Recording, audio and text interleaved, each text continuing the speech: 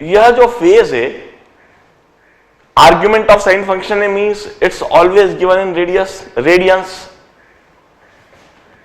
इधर मैं लिख देता हूं phase phi, it's always in degree और रेडियंस। ये जो फेज फाई है ये हमेशा डिग्रीज और रेडियंस में होएगा, क्योंकि ये जो फेज फाई है ये साइन और कॉस फंक्शन का आर्ग्यूमेंट है। ये साइन और कॉस फंक्शन का आर्ग्यूमेंट है, और साइन और कॉस फंक्शन का आर्ग्यूमेंट हमेशा एंगल ही हो सकता है। तो omega T would be given in radiance.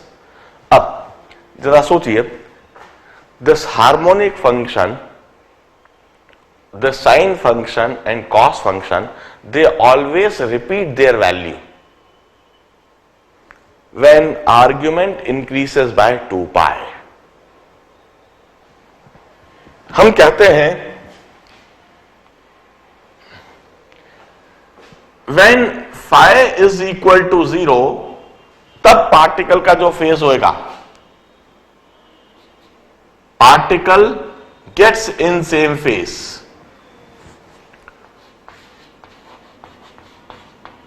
Particle would be in same phase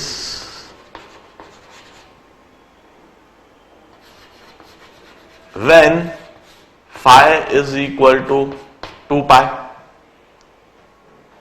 and phi equal to, या पहले phi equal to 0 लिखता हूं और फिर phi equal to 2 pi.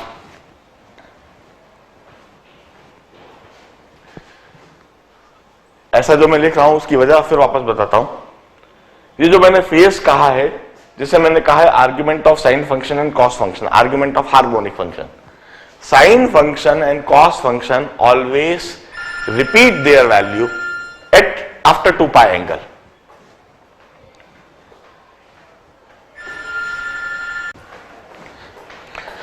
Late me continue. मैं समझा रहा था टाइम पीरियड। मैंने यह बताया था time period it's that time interval during which particle repeats its phase. मैंने फेज को डिफाइन करा है phase phi equal to omega T. This phase phi is argument of sine function और cos function, it's argument of harmonic function.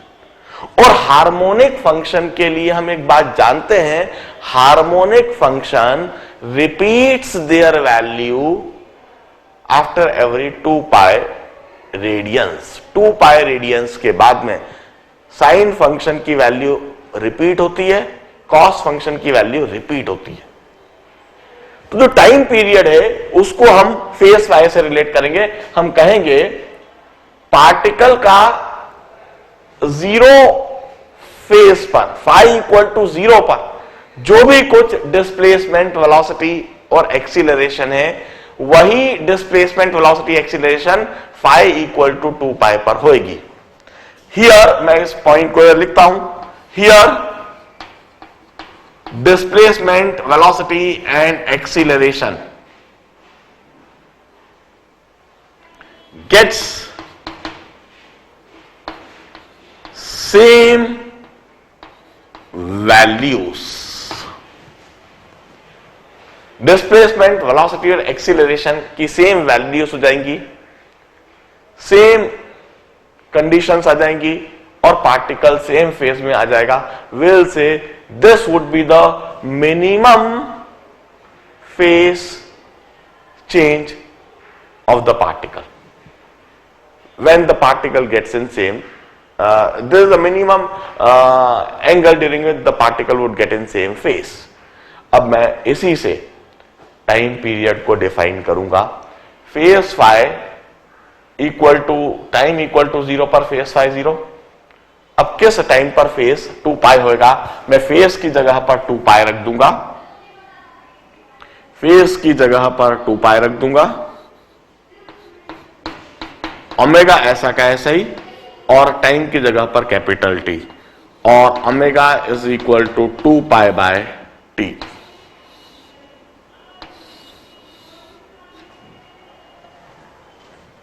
Omega is equal to 2 pi by T. जरा देखिए,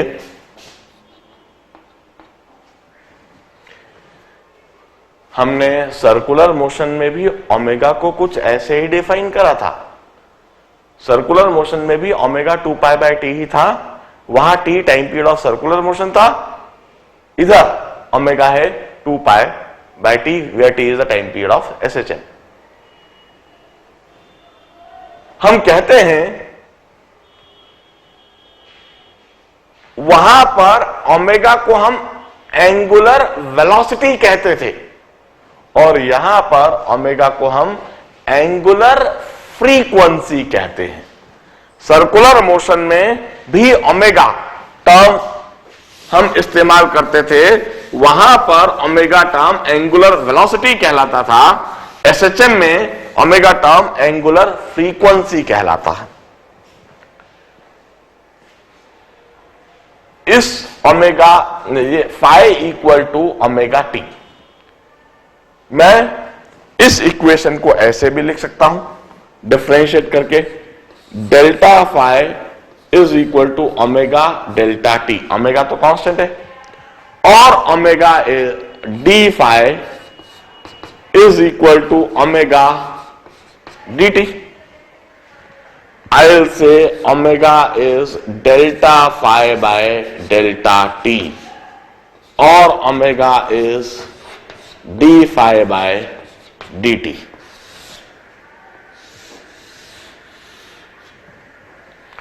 मैं angular frequency को एक और तरीके से डिफाइन कर सकता हूं, and I would define it like this, it's rate of change of phase of particle. It's a rate of change of phase of particle. This is delta phi by delta t means rate of change of phase, or d phi by dt, it's the rate of change of phase. Angular frequency of SHM is rate of change of phase of particle. हम इस तरीके से omega को define कर सकते हैं। हम time period को ऐसे डिफाइन करेंगे, it's minimum time interval during which particle gets in same phase, and that minimum time interval would be given by this condition, when phase phi is 0 and when phase phi is 2 pi. जब phase phi 2 पाई हो जाएगा, तब जो time period हुआ उसको हम, जो time हुआ उसको कैपिटल टी से डिनोट करेंगे, कैपिटल टी टाइम पीरियड।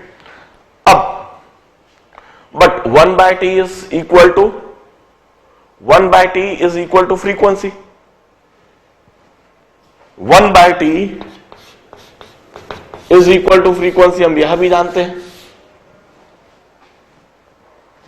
तो ओमेगा को हम ऐसे भी लिख सकते हैं 2 pi into frequency. Here f is the frequency of SHM. F is the frequency of SHM. So omega is directly proportional to frequency.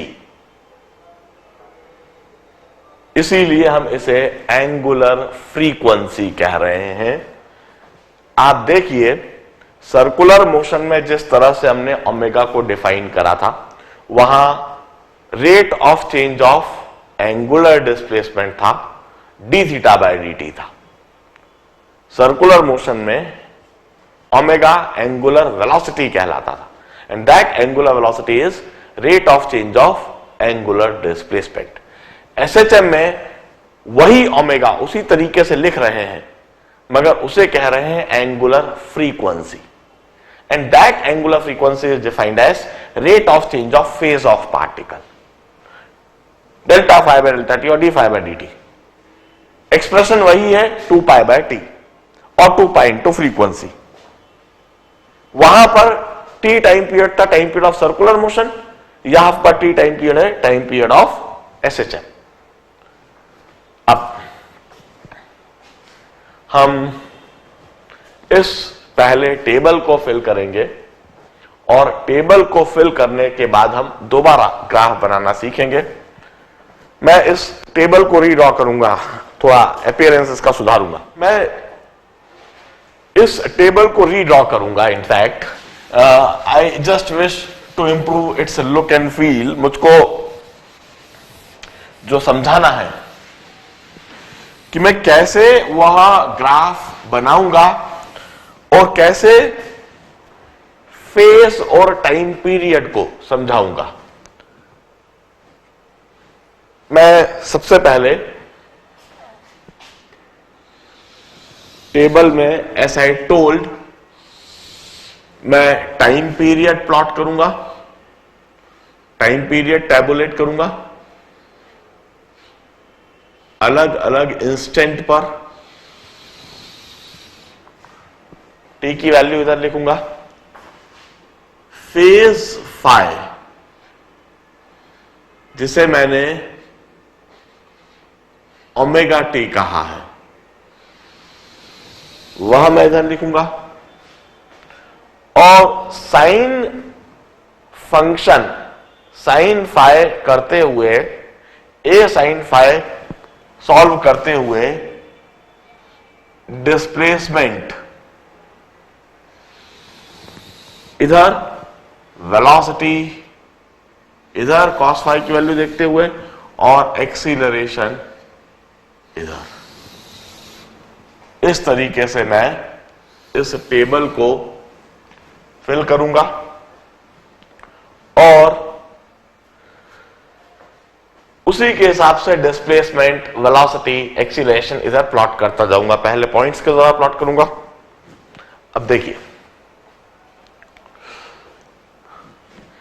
Eight time t is equal to 0, time t equal to 0 पर, मतलब initial instant पर, initial instant पर particle इस जगह पर है। Time t equal to 0 पर यह फेज फाई जो ओमेगा टी, ओमेगा टी के लिए मैंने एक्सप्रेशन इधर भी लिख रखा है,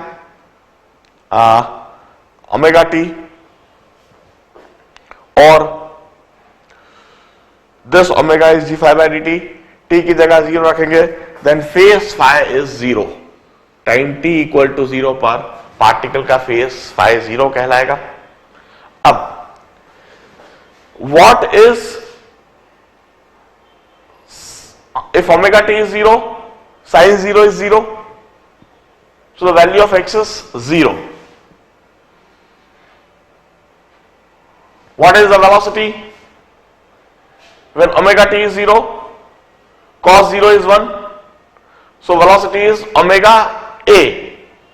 Omega a or velocity is v naught. At this time velocity is v naught. And acceleration is once again omega t 0, acceleration is 0. This is initial displacement, velocity and acceleration condition. अब मैं इसे यहीं पर plot भी कर देता हूं, क्यों ना यहीं पर प्लॉट कर दूं इस तरह से। Displacement time t equal to 0 पर 0 है, डिस्प्लेसमेंट 0, इस टाइम t इक्वल टू 0 पर velocity is v naught. This is the velocity, and let us say this velocity is v naught,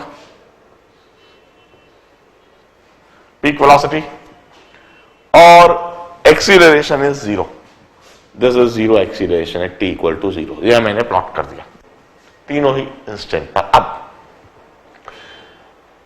अगला इंस्टेंट लेता हूं मैं। अगला इंस्टेंट जो ले रहा हूं जब पार्टिकल मीन पोजीशन से स्टार्ट होकर पीक एम्पलीट्यूड तक आएगा, दिस टाइम इज t/4। मैं time period upon 4, 1/4 of time period, इस इंस्टेंट पर जरा सोचता हूं। फाई की value, phi is omega T, omega t. अब जरा सब्स्टिट्यूट करते हैं।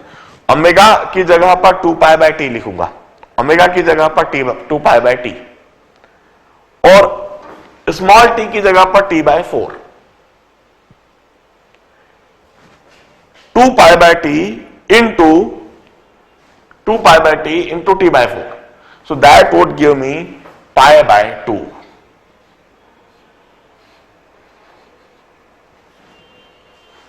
जब particle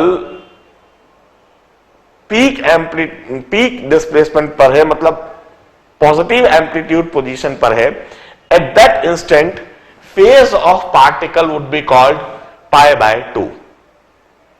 omega T value is pi by 2. And when omega T value is pi by 2, तो अब जरा हम सब्स्टिट्यूट करते हैं. Sine pi by 2 is 1, sine pi by 2 is 1, so displacement is equal to A. इस इंस्टेंट पर displacement A है. Velocity cos pi by 2 is 0, cos pi by 2 is 0, so velocity is 0. And acceleration की जगह पर आप देखिए, sign pi by 2 is 1, acceleration is minus omega square A, minus omega square A. This is the acceleration. अब मैं इन तीनों को ही plot कर देता हूं. देखिए किस तरह से प्लॉट करूंगा. मैं पहले t बाय 4 टाइम आइडेंटिफाई करता हूं. दिस इज मैं इसे टाइम पीरियड t ही कह देता हूं. इसका ठीक आधा कहीं इधर होएगा t बाय 2, और t बाय 2 के भी ठीक बीच में कहीं इधर होगा t by 4. This instant is t by 4. मैंने इसे टोटल टाइम पीरियड t कह दिया. मैं ग्राफ का स्केलिंग किसी भी तरह से कर सकता हूं. I am independent to do that. इसे टाइम t कहा, तो इस टाइम t का ठीक बीच में मैंने इसे t बाय 2 कहा. इसे हम t बाय 2 कह देंगे.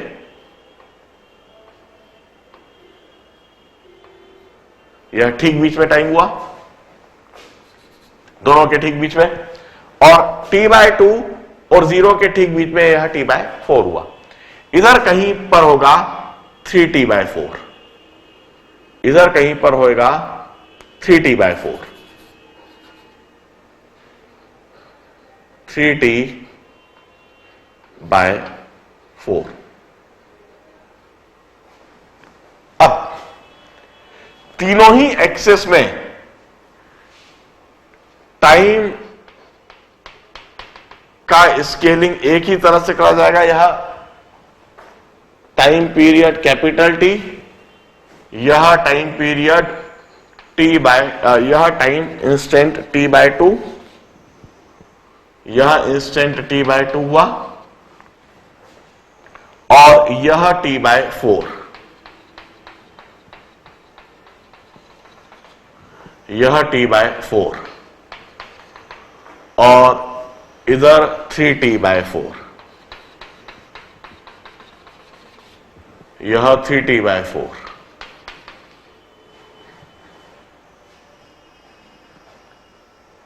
अब t बाय 4 टाइम पर जब फेस पाई बाय 2 है, तब एम्पलीट्यूड a है. दिस इज, लेट अस से, the amplitude a. This is, let us say, the amplitude A. t by 4 time per amplitude A. Velocity is 0. t by 4 time per velocity is 0. Acceleration is minus omega square A. यह acceleration, और इसको मैं कह देता हूं minus omega square A. Negative. अब इस तरीके से मैंने 0 इंस्टेंट पर और t by 4 quarter of time period instant पर. अब आप देख लीजिए इस जगह पर वाकई में t बाय 4 इंस्टेंट पर displacement is equal to amplitude, velocity 0.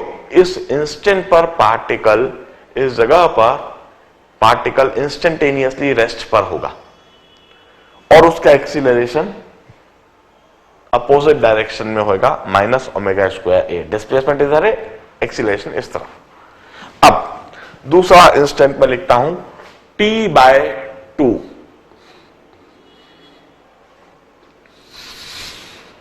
t by 2 instant पर पार्टिकल का फेस क्या होगा, पार्टिकल का डिस्प्लेसमेंट, वेलोसिटी और एक्सीलरेशन. इसे डिटरमाइन करने के लिए वंस अगेन सबसे पहले तो मैं फेज लिखता हूं। ओमेगा की जगह पर 2 pi by capital T, omega की जगह पर 2 पाई बाय कैपिटल टी और स्मॉल टी की जगह पर टी बाय 2। तो यह फेज हमें दिखने लगेगा पाई। टी बाय 2 इंस्टेंट पर फेज पाई होएगा। इस समय पर डिस्प्लेसमेंट निकालने के लिए मैं ओमेगा टी की जगह पर पाई रख दूंगा। Sine pi is 0। यदि साइन पाई 0 है तो डिस्प्लेसमेंट 0 होगा। cos pi is -1, cos pi is -1, omega t की जगह पाई, cos pi is -1, velocity is -v0, velocity is -v0, acceleration sine pi is 0, sine omega T is 0, acceleration is 0। अब जरा सोचिए कि यह कौन सी इंस्टेंट हुआ, यह कौन सी पोजीशन हुई। पार्टिकल t/4 टाइम तक मैक्सिमम आगे की तरफ गया है और t/4 टाइम में लौट कर आया है और इस मीन पोजीशन पर ही लौट के आ चुका है, इधर से इधर तक और फिर लौट के इधर। This is t/2 time. इस t/2 टाइम में उस पार्टिकल का डिस्प्लेसमेंट 0, वेलोसिटी v0 ही है मगर अपोजिट डायरेक्शन में है। Negative sign suggests that the velocity is same v0 but it's in opposite direction and acceleration is 0। अब जरा इस सिचुएशन को हम इधर प्लॉट करते हैं। Displacement 0, velocity is in opposite direction, it's equal to v0, -v0 है। यह वेलोसिटी -v0 है और एक्सीलरेशन इज वंस अगेन 0। इस तरीके से t/2 टाइम पर मैंने पॉइंट्स प्लॉट कर दिए हैं। अब मैं 3t/4 टाइम के लिए, 3t/4 टाइम के लिए मैं पर्टिकुलर इंस्टेंस ही ले रहा हूं। मैं इन्हें फिर स्मूथ कर्व से ज्वाइन करूंगा क्योंकि मैं जानता हूं साइन फंक्शन का कर्व कैसा है, उसी पैटर्न में फिर ज्वाइन करूंगा। अब 3t/4, when instant is 3t/4, सबसे पहले फेज फाई लिखे। Phase phi is omega T, omega की जगह 2 पाई बाय टी और टी की जगह t/4, 3t/4। तो 2 pi by t into 3t/4, this would give me 3 pi by 2। इससे मुझे 3 पाई बाय 2 मिल जाएगा। This is the phase of particle, phase phi of particle. अब मैं ओमेगा टी की जगह हमेशा 3 पाई बाय 2 सब्स्टिट्यूट करूंगा। Sine 3 pi by 2 is -1, so displacement would be -a। cos 3 pi by 2 is 0, so velocity is 0। Sine 3 pi by 2 is -1, इसकी जगह -1 minus omega square A, this would make plus omega square A, here would be plus omega square A. अब यह कौन सा instant है? Particle इधर 3t/4 time में, फिर इधर t/4 टाइम में, फिर इधर t/4 टाइम में। 3t/4 टाइम में वह इस तरह से ऑसिलेट करते हुए इधर से पीछे की तरफ जाएगा। Maximum displacement in negative direction, amplitude in negative direction कहीं इधर होगा। अब इस जगह पर आप देखिए displacement is -a, means amplitude in negative direction, velocity 0। जब वह इस जगह पर होगा इंस्टेंटेनियसली वह पार्टिकल रेस्ट पर होगा, तभी तो वो लौट के फिर वापस इधर आएगा। इधर जाते हुए उसकी वेलोसिटी कम होती जाएगी, इंस्टेंटेनियसली रेस्ट पर हुआ, फिर वह लौटने लगा। तो इंस्टेंटेनियसली इस समय पर वेलोसिटी 0। अब एक्सीलरेशन देखिए, डिस्प्लेसमेंट नेगेटिव डायरेक्शन में है और इस पार्टिकल पर फोर्स पॉजिटिव डायरेक्शन में, एक्सीलरेशन पॉजिटिव डायरेक्शन। अब मैं इसे इधर प्लॉट कर देता हूं। 3t/4 टाइम पर amplitude is in negative direction, amplitude कहीं इधर होगा। this is minus a. Velocity would be 0 at this point, and acceleration is plus omega square a. कहीं इधर इस जगह पर acceleration plus omega square A. Now at instant capital T, at instant capital T means after one time period, means when particle gets in same phase, उस समय पर 2 pi by T, omega की जगह पर 2 pi by T, small T की जगह पर capital T, phase changes 2 पाई. और जब फेज चेंज 2 पाई से हो गया, ओमेगा टी की जगह 2 पाई लिखूंगा, sine 2 pi 0, hence displacement is 0. Sine 2 pi 0, hence displacement is 0. Acceleration is equal to a sin omega t. cos 2 pi is 1. Cos 2 pi is 1, hence velocity is v naught plus v naught. इधर भी plus v naught है 0 time पर 2 पाई, phase के बाद capital T time पर भी plus v naught, and acceleration is sin 0 is 0, hence acceleration is also 0. Now observe. आप observe करें पार्टिकल को 0 इंस्टेंट पर और फिर ऑब्जर्व करें कैपिटल टी इंस्टेंट पर. इन दोनों समय पर पार्टिकल को ऑब्जर्व करें. We observe the same value of displacement, same value of velocity and same value of acceleration. When particle have got same value of displacement, velocity and acceleration, it means at this 2 instant the particle is in same phase. इन दोनों instant पर particle same phase पर है. Same phase पर आने के लिए particle को जो minimum time लगा है that is capital T, और उसी को हम time period कह रहे हैं. Time period is the minimum time during which particle gets in same phase. Particle repeats its value of displacement, velocity and acceleration, or particle repeats its motion, repeats its periodic motion.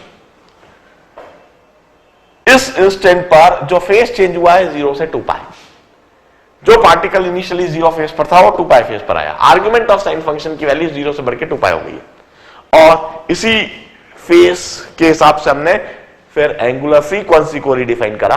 ये जो angular phase phi हमने omega t लिखा, इसी को हमने delta phi equal to omega delta t, क्योंकि omega तो constant है, और D phi equal to omega D T. This is finite change in phase during finite time interval. This is differential change in phase during differential time interval. Finite change in time is denoted by delta t, finite change in phase is denoted by delta phi. Differential change in time is denoted by delta t, differential change in phase is denoted by delta phi. So we may write omega is delta phi by delta t, or omega is d phi by dt. और इस तरह से हमने define करा angular frequency is rate of change of phase. अब मैं जो table बना रहा था, जो ग्राफ प्लॉट कर रहा था, वो कर रहा हूं. कैपिटल टाइम t पर फेज 2 पाई, वेलोसिटी, एक्सीलरेशन, डिस्प्लेसमेंट प्लॉट कर देता हूं. Displacement once again 0, velocity is plus v naught, velocity is plus v naught, and acceleration is once again 0.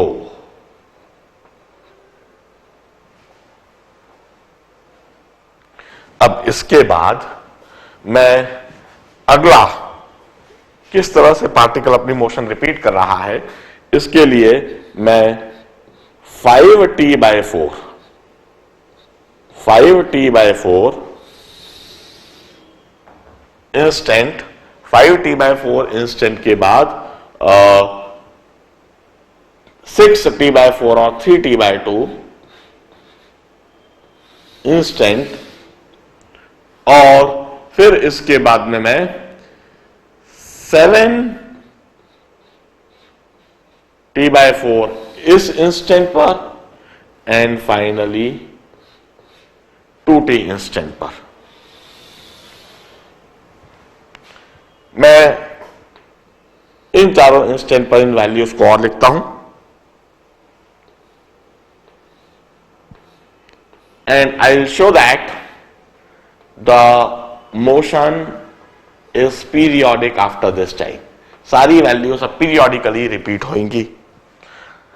Will observe 5t/4 time पर फेज 5 की value यदि देखी जाएगी तो वह होगी, इधर लिखते हैं 5t/4, इधर 2π/t, t कैंसल्ड, 5π/2, 5π/2।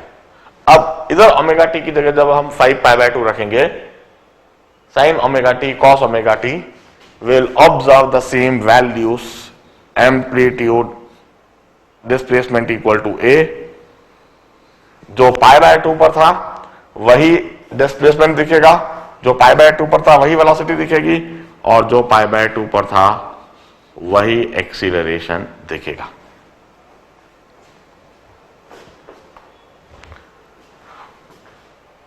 सब्स्टिट्यूट करके ध्यान से देख लीजिए।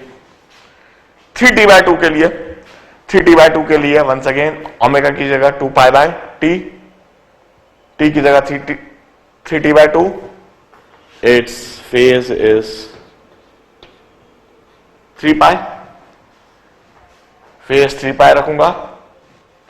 वैल्यूज मुझे डिस्प्लेसमेंट की वही दिखेगी जो t/2 टाइम पर थी। डिस्प्लेसमेंट की वैल्यू 0 आएगी, वेलोसिटी की वैल्यू आएगी -v0 और एक्सीलरेशन की value 0। The value would repeat as in t/2 time. इसी तरह से 3t/4 जब मैं रखूंगा तो 3t/4 के लिए जो मुझे वैल्यू दिखेगी दैट वुड बी 2π/t इधर 2π/t into 3t/4, so that would come out to be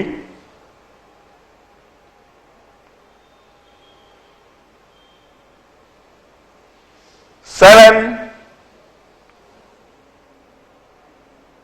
इधर सॉरी 7t/4 टाइम रखूंगा और इधर रखूंगा 2π/t, तो 7π/2, 7π/2 और ओमेगा टी की जगह में जब मैं 7π/2 रखूंगा इधर साइन में भी कॉस में भी वेलोसिटी एक्सीलरेशन में, I will observe the same value जो 3t/4 पर थी, -a 0 and plus of omega square a। और कैपिटल टी टाइम पीरियड पर जो वैल्यूज थी वही हमें 2t टाइम पीरियड पर दिखेगी। सिर्फ फेज 2π की जगह 4π हो जाएगा। वैल्यू सारी वही की वही, 0 प्लस v0 एंड 0, और इसके बाद सारी वैल्यूज रिपीट होती जाएंगी। मैं यदि ग्राफ प्लॉट करूं, स्मूथ कर्व से यदि मैंने ज्वाइन करूं तो इस तरीके से displacement it would very with such type of sine function. इस तरह का एक साइन फंक्शन से डिस्प्लेसमेंट वेरी होता हुआ दिखेगा। जरा देखिए, मैंने 0 से t तक बनाया और फिर उसके बाद में रिपीट करा। This is time interval t। After this particle is repeating its motion. Velocity के लिए if I plot a graph it would come out to be like this. Cos function के अकॉर्डिंग यह ग्राफ मुझको इस तरीके से very होता हुआ दिखेगा। और यदि मैं प्लॉट करूंगा acceleration versus time, the acceleration versus time, its value would vary according to this.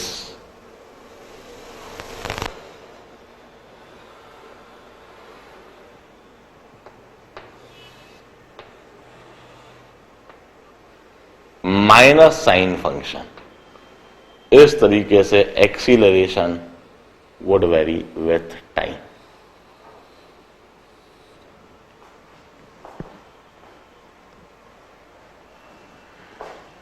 यह ग्राफ मैंने मेरे कल के लेक्चर में फटाफट तेजी से बना दिए थे। कल के लेक्चर से आज के लेक्चर की बात करूं तो कोई मैं आगे नहीं बढ़ा हूं। कल की ही बात को बड़े एलाबोरेट में समझाने का प्रयास करा है। एक नया टर्म इंट्रोड्यूस जरूर करा है, phase, time period, definition of phase, definition of time period. बड़े ध्यान से मैंने अभी तक 5 ग्राफ बना दिए एक तरीके से। एक्सीलरेशन वर्सेस डिस्प्लेसमेंट जो स्ट्रेट लाइन था, वेलोसिटी वर्सेस डिस्प्लेसमेंट जो एक एलिप्स था, और फिर उसके बाद डिस्प्लेसमेंट वर्सेस टाइम जो एक हार्मोनिक ग्राफ है, साइनसोइडल ग्राफ है, साइन कर्व के अकॉर्डिंग। वेलोसिटी वर्सेस टाइम, यह भी एक हार्मोनिक ग्राफ है कॉस फंक्शन के अकॉर्डिंग।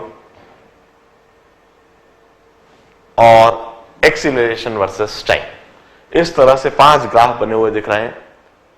और खास बात, displacement versus time, velocity versus time, acceleration versus time मैंने सेम टाइम फ्रेम में प्लॉट करा है, टाइम फ्रेम सेम रखा। अब मैं कह सकता हूं किसी भी इंस्टेंट पर, जैसे मान लीजिए यह इंस्टेंट है, if this is the instant, तो इस इंस्टेंट पर मुझे डिस्प्लेसमेंट जानना है तो मैं ऊपर जाऊंगा और यह कहूंगा कि यह डिस्प्लेसमेंट है। इस समय पर मुझको यदि वेलोसिटी जानना है तो मैं इधर आ जाऊंगा, सॉरी लाइन टेढ़ी जा रही है। इस समय पर यदि वेलोसिटी चाहिए तो मैं नीचे आ जाऊंगा, यह वेलोसिटी है, और इस समय पर एक्सीलरेशन की वैल्यू यह है। इस तरीके से इस इंस्टेंट टी पर यह डिस्प्लेसमेंट, यह वेलोसिटी और यह एक्सीलरेशन, इस तरह से बनाए हुए ग्राफ से यह फायदा होता है कि किसी भी इंस्टेंट पर हमें डिस्प्लेसमेंट, वेलोसिटी और एक्सीलरेशन तीनों एक साथ दिखने लगता है। This is necessary and sufficient condition for SHM. This is velocity versus displacement. This equation suggests us that displacement velocities are elliptical. This equation suggests us that displacement is a harmonic function. It's a sinusoidal function. It varies according to sine. Velocity is a cos function. It's also a harmonic function. Acceleration is also a harmonic function.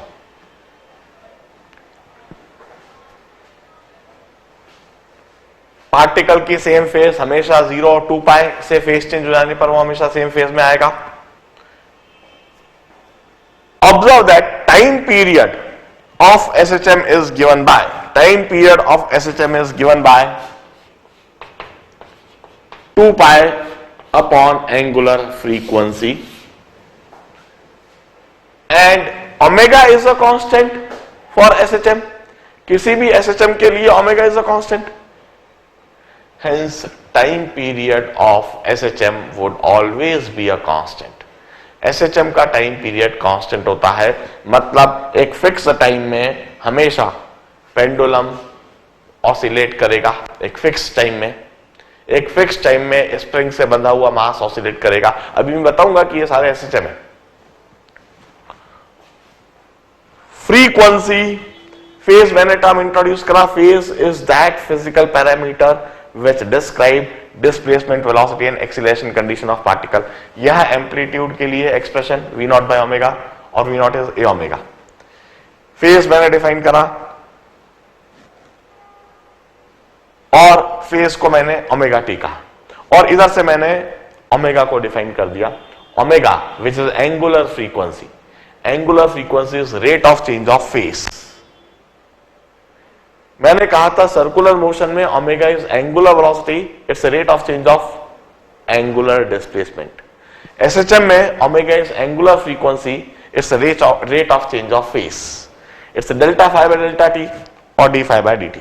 This omega is 2 pi by T. हम चाहे omega को इस तरह से लिख दें, चाहे omega को इस तरह से लिख दें, और हम चाहे ओमेगा को इस तरह से लिख दें, और फिर मैंने ओमेगा को, हम ओमेगा को इस तरह से भी लिख सकते हैं। ये ओमेगा के लिखने के अलग अलग तरीके हुए। Omega is delta phi by delta T, omega is G phi by D T, और omega is 2 pi by T, और omega is 2 pi into frequency.